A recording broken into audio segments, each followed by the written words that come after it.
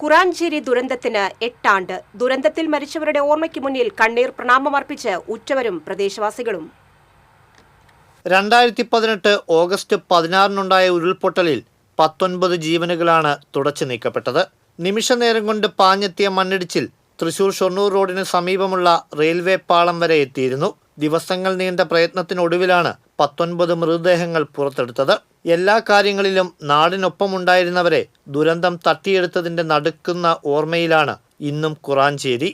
ഉറ്റവരെ മരണം കവരുന്നതിന് തൊട്ടുമുൻപ് മസ്കറ്റിൽ നിന്നും കുടുംബവുമായി സംസാരിച്ച സിജോയ്ക്ക് നഷ്ടപ്പെട്ടത് പിതാവ് മത്തായി, മാതാവ് റോസി, പെങ്ങൾ സൗമ്യ, മക്കളായ മെറിൻ, മെൽന ഉൾപ്പെടെ 5 പേരെയാണ്. സിജോയുടെ ഭാര്യ ബിൻസി പ്രസവത്തിനായി പത്താഴക്കുണ്ടിലെ സ്വന്തം വീട്ടിലായിരുന്നതിനാൽ രക്ഷപ്പെട്ടു.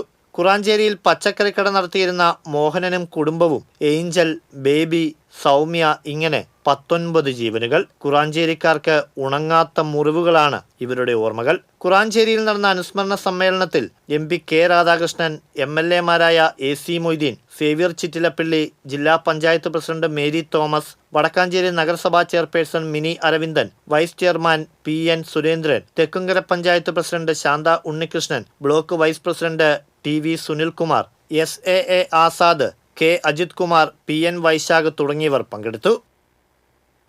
TCV വടക്കാഞ്ചേരി.